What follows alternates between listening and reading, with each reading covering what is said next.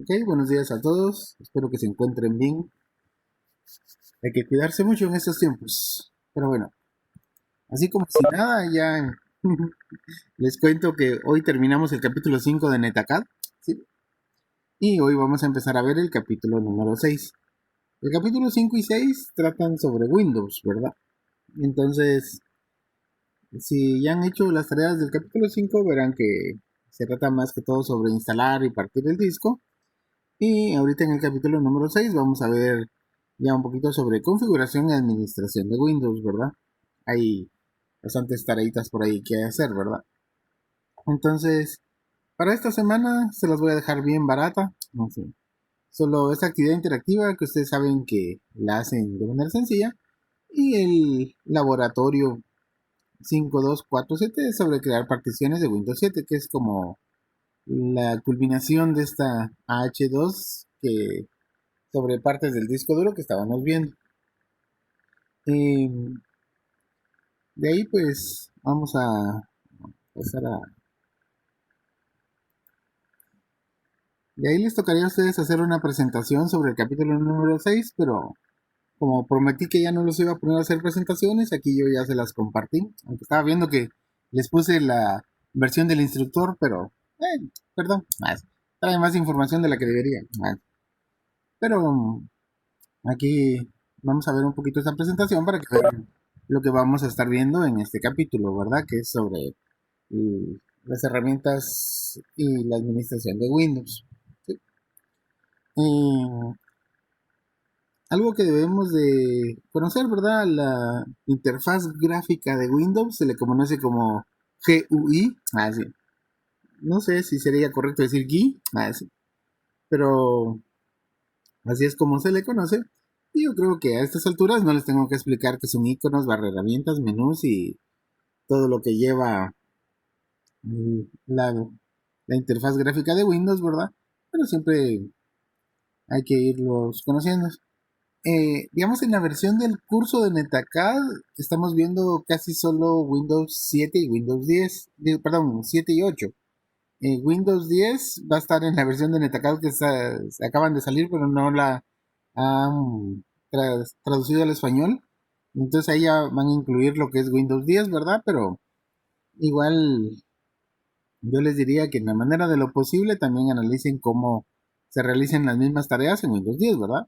Aunque no está, yo lo meto también ahí a veces en el curso, pero digamos que en Netacad, en la plataforma, no lo van a encontrar, pero igual hay que ir actualizándose, ¿verdad? Y del escritorio de Windows que les digo, se puede personalizar, ¿verdad? Ahí sí que al gusto del cliente. Sí. Y ahí tal vez que aprendan, porque también como técnicos se van a encontrar con eso, ¿verdad? De que hay gente que le da clic derecho y ocultar los iconos. Entonces hay gente que se asusta o hay gente que le toma una captura de pantalla y la pone como fondo de escritorio y oculta los iconos y de ahí la gente se asusta y ya no puede hacer nada en la compu. Entonces ese tipo de cositas, aunque son sencillas, es bueno que las sepan, ¿verdad? Porque pues, como técnicos, tarde o temprano los van a llamar para decir, mire, alguien hizo esta broma en la computadora, pero no saben ni siquiera que es una broma, entonces ustedes también tienen que tener la habilidad de decir, se mueve el mouse, entonces hay que ver si el fondo de escritorio no es el que trae los iconos, ¿verdad? Y así solucionan ese problema, porque siempre hay algún gracioso por ahí que anda viendo, que le gusta ver el mundo arder y me pasé trayendo a mí mismo, pero bueno. Entonces, hasta esos detalles son importantes saberlo, ¿verdad? En cuanto al menú inicio, ¿verdad? Aquí Windows 8 eliminó el menú inicio y toda la gente empezó a protestar y empezaron a hablar pestes y entonces casi inmediatamente de que salió Windows 8, como al mes creo yo, ya salió Windows 8.1 donde ya volvieron a poner el menú inicio y en Windows 10 obviamente ya regresó ese botoncito de menú inicio, ¿verdad? Que es muy práctico y como actualmente no todas las computadoras tienen pantalla táctil, entonces era muy necesario, ¿verdad? Se pasaron de actualizados los de Windows. Siempre meten la pata de vez en cuando. Ok, Una de las herramientas importantes para el técnico es el administrador de tareas, ¿verdad? Casi siempre ahí es donde buscamos qué procesos es el que está haciendo que la computadora funcione muy lenta, por ahí, ¿verdad? Entonces hay que estar, hay que saber verificar qué procesos son los que se están ejecutando para ver si alguno de esos está generando algún problema, que la computadora se ponga lenta o para verificar el funcionamiento, ¿verdad? Equipo y explorador de Windows más o menos muestran como la misma ventana, ¿verdad?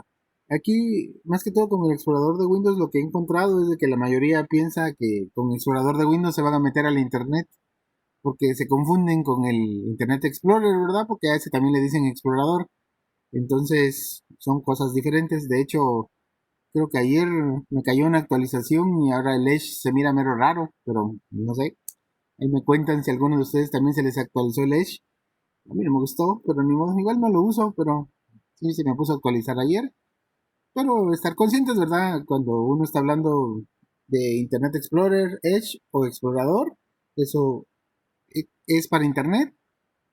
Y el explorador de Windows es eh, la carpetita amarilla, ¿verdad? Que está abajo en la barra de tareas para buscar contenido en la computadora nada más, ¿verdad? César dice que se le actualizó así, feo. No, igual no lo uso, ¿verdad? Pero cállame. Así. Bibliotecas de Windows es solo la ventana donde les muestra, digamos, donde dice documentos, videos, imágenes. Sí, esas son las bibliotecas donde se mira el contenido y la forma en que organizan la información en Windows. Esperaré yo que a estas alturas sí más o menos hayan visto eso, ¿verdad? Porque tuvieron que haber sacado un curso de computación antes de entrar a la carrera. De hecho, se les pedía un diploma. Pero bueno, eh, para instalar y desinstalar aplicaciones, entonces eso pues lo vamos a practicar bastante, ¿verdad? Entonces eso esperaría que no fuera ningún inconveniente. Bueno, en el panel de control desde administración vamos a encontrar varias herramientas que son muy útiles para nosotros como técnicos, ¿verdad? Casi siempre cuando hay algún problema con el sistema operativo, el panel de control tiene que ver algo ahí, ¿verdad? Entonces tiene uno que saber por dónde buscar cosas, ¿verdad? Hay una aplicación que se llama Administradora de Cuentas del Usuario, ¿verdad? En español, sí. En inglés es UAC, UAC. Y entonces hay veces que cuando uno instala recién una aplicación o algo, esa administradora de cuentas del usuario está en modo muy seguro y cada rato empieza a dar mensajes. Entonces hay que buscarla para bajarle un poquito la seguridad y que no esté mostrando mensajes. Pero cuando les aparezca un mensaje donde diga UAC, ustedes dicen ahí es el administrador de cuentas del usuario, es el que está dando esos clavos, ¿verdad? Entonces por ahí es que hay que buscar. Y en el panel de control también encontramos opciones de internet, ¿verdad? Ahí encontramos varias fichitas donde hay que ver la seguridad, privacidad y por lo menos nosotros en Intecap, casi siempre cuando tenemos problemas con internet es porque algún tentón se puso a ponerle un proxy ahí, ¿verdad? Entonces hay que buscar donde dice conexiones proxy y hay empresas que sí usan proxy y si no ponen el proxy no van a conectarse a internet y hay otros que cuando ustedes le ponen el proxy ya no se conectan, ¿verdad? Entonces ahí hay que ver esas configuraciones para poder verificar las conexiones para internet, ¿verdad? Configuración de pantalla, eso ya no entramos mucho en detalle, ¿verdad? Pero a veces sí hay gente que cuando actualiza algo o pone un controlador, por ahí es necesario restaurar al controlador anterior, ¿verdad? Entonces ahí a veces no es que la pantalla se quemó, pero sí, siempre puede ser, hay que verificar esa opción. Mm, Opciones de carpeta es solo para configurar cómo se visualizan las carpetas, ¿verdad? De que cómo se abren, cómo se muestran, cosas por el estilo. Eh, el centro de actividades siempre muestra los mensajes de lo que está sucediendo en el sistema operativo. Creo que también por ahí ya les ha pasado que a la derecha abajo le sale un montón de mensajes de Windows que uno dice, qué molestan, sí, no me interesan, pero de vez en cuando hay mensajes a los que sí hay que ponerle atención, ¿verdad? Sobre todo los que dicen que el antivirus no está funcionando. Y el firewall de Windows también hay gente que se pone a trastear ahí y después ya no entra ni sale nada de la computadora, entonces también hay que ir a aprender a ver eso porque a veces hay que activar o desactivar algunos puertos o algo para que algunas aplicaciones funcionen. Opciones de energía, creo que las opciones de energía es en laptops donde hay que ponerle especial atención, ¿verdad? Porque es ahí donde si cuando uno deja la laptop solita se nos apaga y se nos puede perder la información, entonces ahí es más cuestión de gustos, diría yo. O también hay personas que dicen, no, yo, la luz está cara. Así. Si vieran, por ejemplo, aquí en Cobán, cuánto cuesta la energía eléctrica, sí es demasiado de una vez. Tal vez como unas 5 veces lo que uno gasta en Guate. Entonces ahí uno dice, ahí cualquier centavo que ahorre en electricidad es bueno, entonces ahí uno debe aprender a configurar si cuando la computadora no esté funcionando, que apague la pantalla, que entre en modo hibernación. Por lo general a mí no muy me gusta que las computadoras hibernen porque después como cuesta que deshibernen, dijo el otro, que regresen. Casi siempre lo que pongo es de que si no se está utilizando la pantalla, que la computadora, que la pantalla se apague nada más, ¿verdad? Entonces al mover el mouse regresa inmediatamente. Y, pero igual, ¿verdad? O por ejemplo en las laptops ver la cantidad de brillo que le van a poner a la pantalla, ¿verdad? Sus ojitos son importantes, pero a veces la vista hace ya no muy, entonces hay que buscar cuál es la distribución adecuada. De ahí pues utilidad del sistema se utiliza solo para concentrar la información del sistema, ¿verdad? La verdad estuve viendo esa aplicación y creo que yo casi no la he usado, pero bueno, es también parte de lo que tenemos acá, ¿verdad? Administrador de dispositivos, eso es, creo que al momento de instalar algún periférico por ahí también nos ayuda, ¿verdad? O ver si los dispositivos están conectados bien a la computadora, si, ahí dice si están en línea. Y entonces el administrador de dispositivos sí lo vamos a usar regularmente para verificar si realizamos bien alguna instalación o actualización. De ahí otras utilidades sería región, no sé, ahí hay que fijarse en qué región pone uno la computadora, ¿verdad? A veces uno pone español de España y después cuando está trabajando en otros programas ya le aparecen las cantidades en euros y cosas por el estilo, ¿verdad? Cuando se presente algún problema así, o en vez de punto usa coma y en vez de coma usa punto para las cantidades. Entonces, por ahí la región es importante configurarla bien, ¿verdad? No hay que poner Chapín 100% hecho en Guatemala, entonces así ya sale todo en quetzales y como a nosotros nos gusta. Si pusiéramos una región como México, la, ahí tienen horario de verano, entonces también se nos puede cambiar la hora y eso puede producir algún problemita por ahí, ¿verdad? Entonces, siempre es importante configurar bien la región en la computadora, ¿verdad? Que sea así en Guatemala, ¿no? Y grupo hogar, bueno, es, digamos, una forma de sencilla y fácil de conectarse en una casa, ¿verdad? Digamos, cuando uno está con una, cuando en la casa tiene varias computadoras, solo las agrega al grupo hogar, les da una contraseña o algo raro así, que hay que guardar, siempre la pierde uno porque uno no le pone mucha importancia, pero entonces es la forma en que configuran rápidamente una red en una casa. Yo creo que sería muy raro, bueno, no sé, digamos, poner como una impresora compartida en una casa, no sé quién de ustedes ha hecho algo por el estilo. Pero yo como vivo solo no pongo nada de eso, sino no, no es como para decir. De hecho sí tengo varias compus, pero no las pongo en un grupo, ¿verdad? Pero es son cosas que tenemos que ir conociendo, ¿no? Herramientas para administración. Aquí vemos el administrador de equipos, ¿verdad? Eso nos ayuda para ver el programador de tareas, que son opciones que le pone uno al arranque de la computadora o que las pone para que se ejecuten en cierto momento, ¿verdad? Ahí me recuerdo con el programador de tareas, yo cuando era soporte técnico en una empresa, hubo alguien que le estaba fallando su computadora y se fue a quejar con el gerente y de que no entregaba los informes porque su computadora no funcionaba. Y yo le dije, ¿y a mí cuándo me avisaste, verdad? O sea, yo no soy brujo. Entonces dijo, ay, perdón, ¿verdad? Entonces así me enojé bastante. Entonces, como soy algo vengativo y malicioso, así, le puse ahí en el programador de tareas, ¿verdad? Que todos los días cuando arrancara la computadora, me tenía que mandar un correo donde de una vez incluso casi le autollenaba el correo, solo tenía que poner la fecha.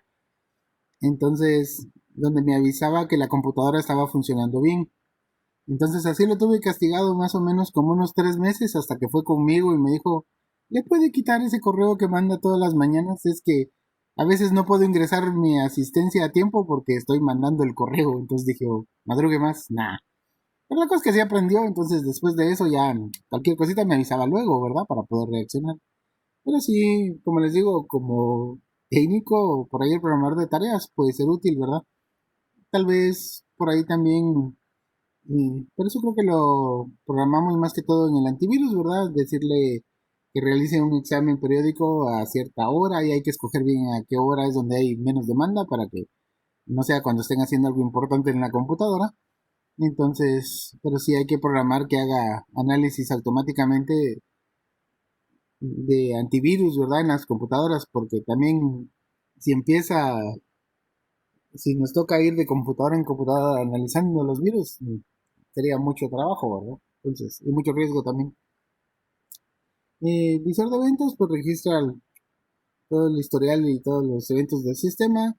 Servicios, esto ahí hay que analizarlo un poquito más a fondo porque hay muchos servicios que uno no usa, entonces uno bien podría desactivarlos, ¿verdad? Para mejorar el rendimiento de la computadora. Y por ahí hay otros servicios que uno sí debe de conectar, ¿verdad? Como por ejemplo el de asistencia remota. Entonces, si uno lo desactiva ya no le pueden dar asistencia. Entonces, ahí hay que ver, ¿verdad? Cuáles son los que nos conviene tener activos.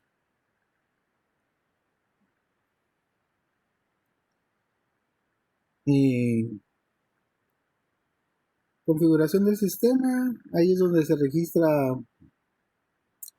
los problemas que impiden que Windows inicie correctamente, ¿verdad? Eso podría presentarse la necesidad de que lo utilicemos. Y monitor de rendimiento y diagnóstico de la memoria RAM.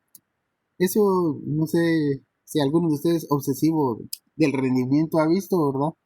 Yo me acuerdo que tengo una computadora all-in-one que no me importa le puse un montón de memoria RAM y el pobre procesador siempre va a tope, ¿verdad? Pero es que eh, creo que el procesador no está muy diseñado para Windows 10, entonces no aguanta. Entonces, pero utilicé el monitor de rendimiento para estar viendo que como estaba trabajando el procesador, porque el procesador no se puede mantener siempre a 100, ¿verdad?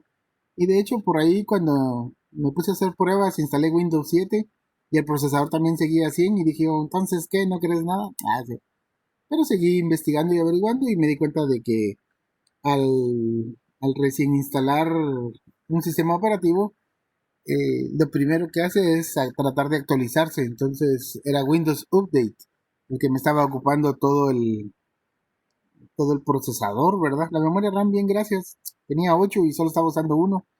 Y el pobre procesador sí estaba a tope, ¿verdad? Entonces es bueno utilizar el monitor de rendimiento para ver cómo está trabajando la computadora, ¿verdad? Pero también hay, la experiencia nos va dando, así, por ejemplo, cuando acaban de instalar una computadora, casi siempre Windows Update es el que va a poner todo un poquito lento, especialmente si instalamos un sistema que no está actualizado, ¿verdad? Entonces, por ahí también el consejo va por tratar de instalar sistemas actualizados para que Windows Update no de una vez acapare la computadora actualizando, ¿verdad?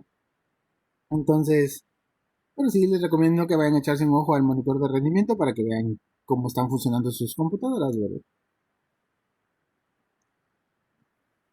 De ahí, pues, algunas opciones que son interesantes. No sé si antes ya habían hablado sobre desfragmentador de discos. ¿Alguien conoce de qué se trata eso? Solo díganme sí o no, no les voy a pedir que me expliquen todo. Es solo para saber si alguien había escuchado de eso. Y para ver si todavía me están escuchando. Alex, Ya. ni idea, dice Jesús. Ok.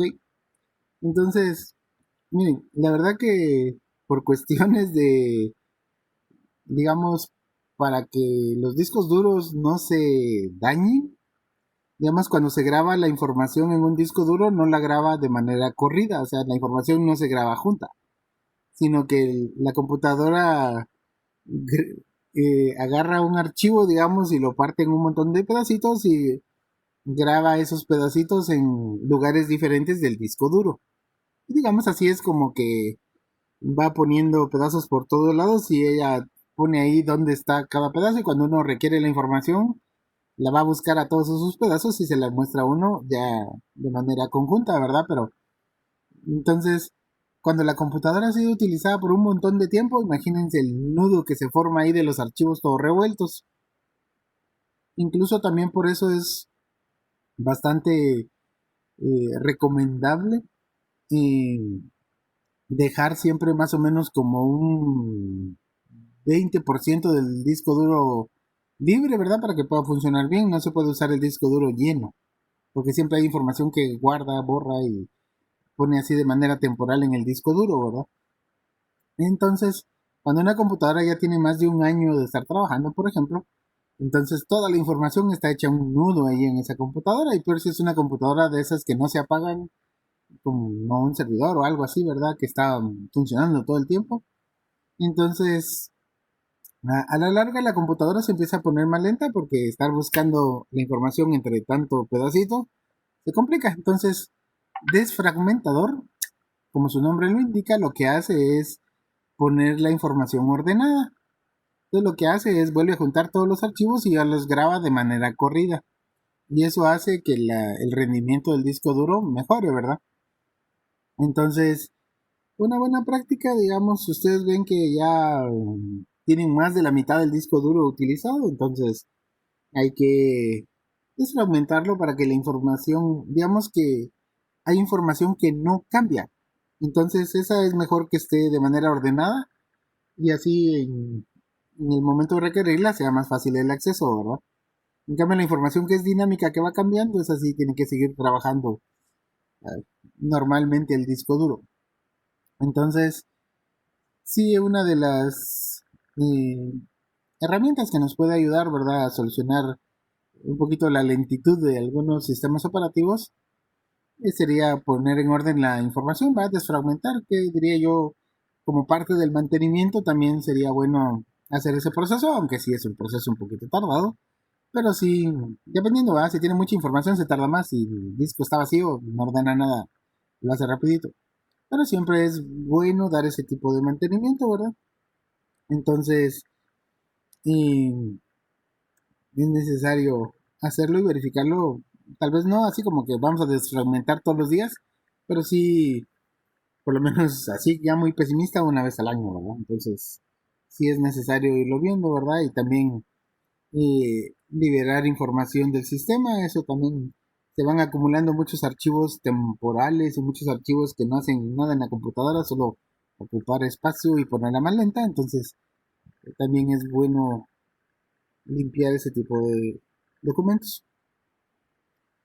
Eh, la interfaz de línea de comandos, Command Com se le llamaba antes, y más antes se le llamaba DOS, entonces eh, cuando uno utiliza Linux, ahí casi todo se hace con la línea de comandos, ¿verdad?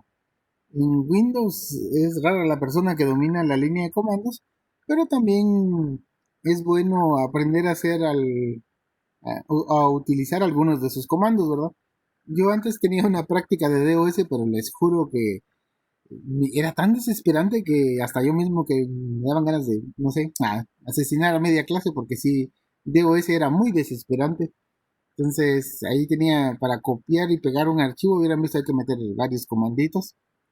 Entonces, en Linux los comandos son bien chileros, pero en Windows los comandos sí cae mal, ¿verdad?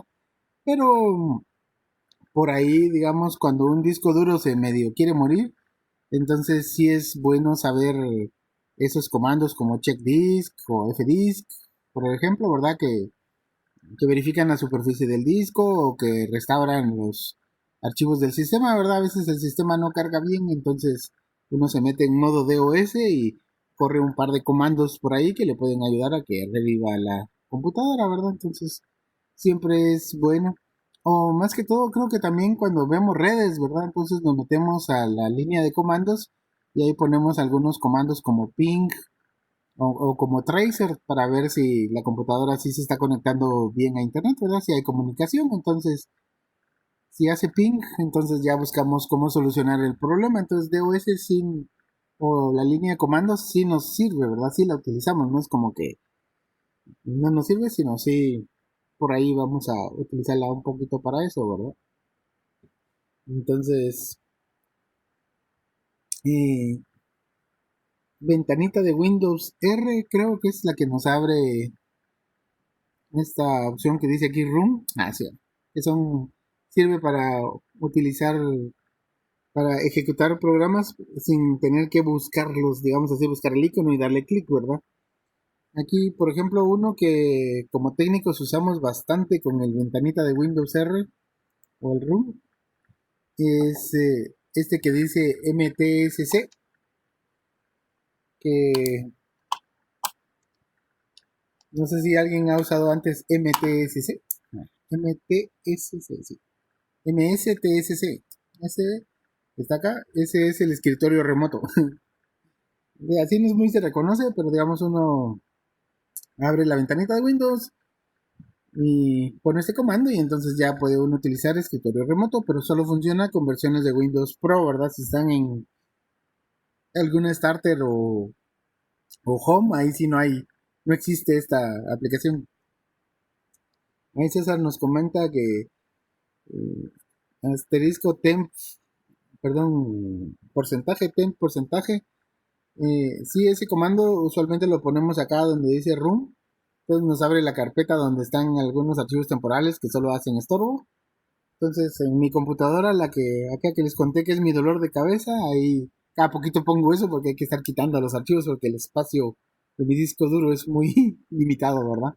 Pueden poner solo temp también y ahí borran archivos temporales o pueden ponerlo así con el signo de porcentaje y también ahí esos archivos son solo estorbo que hay que ir quitando, ¿va? Se acumulan mucho. Pero cuando hay virus ahí, si ahí les aparecen así en poco tiempo unos 2000 archivos, ya es sospechoso. También por ahí hay que estar vigilando, ¿va?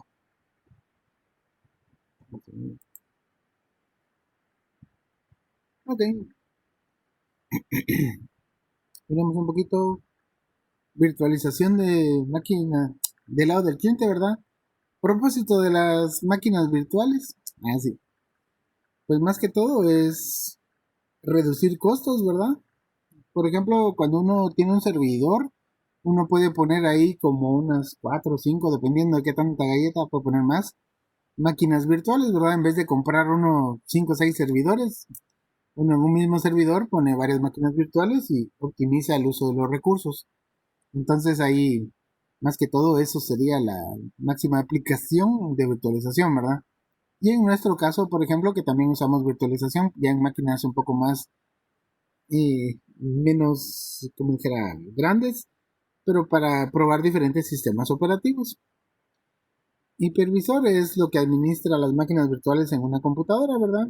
Entonces, ahí dice que hay de tipo 1 y tipo 2 que son nativos y alojados. Entonces, el nativo creo que corre junto con el sistema operativo y el alojado es como un programa, creo que es el que hemos conocido más que todo, ¿verdad? Como VirtualBox o VMware, ¿verdad? Que uno primero corre el sistema operativo y después ya corre su máquina virtual, ¿verdad? Eh, Importante cuando trabajemos con las máquinas virtuales tenemos que aprender a administrar bien los recursos, ¿verdad? Porque, digamos, a mí me pasó, ¿verdad? Había un alumno que la computadora tenía 4 de RAM y a la máquina virtual le puso 4 de RAM y obviamente todo se derrumbó, dirían por ahí. Entonces hay que saber administrar cuánta RAM le dejan a la máquina base, cuánta RAM le ponen a la virtual y hay que saber administrarse, ¿verdad? Les sorprendería que También tuve casos donde con 2 de RAM me lograron meter 3 máquinas virtuales al mismo tiempo, entonces todo se puede sabiéndolo administrar. De hecho, yo me acuerdo que tenía una laptop bien gachita, chiquitilla, de esas que estuvieron de moda, las... ¿Qué era? ¿Ultrabook? No, no me acuerdo. Ya ni me acuerdo, una Acer One bien pequeña. Y me recuerdo que tuve que hacer proyectos ahí donde metí un servidor de Linux y Linux usa muy pocos recursos. Entonces me recuerdo que hasta hice una planta telefónica con extensiones, llamada y video. Y dije, oh, Dios guarde, cómo no reventó esa compu, pero sí aguantan.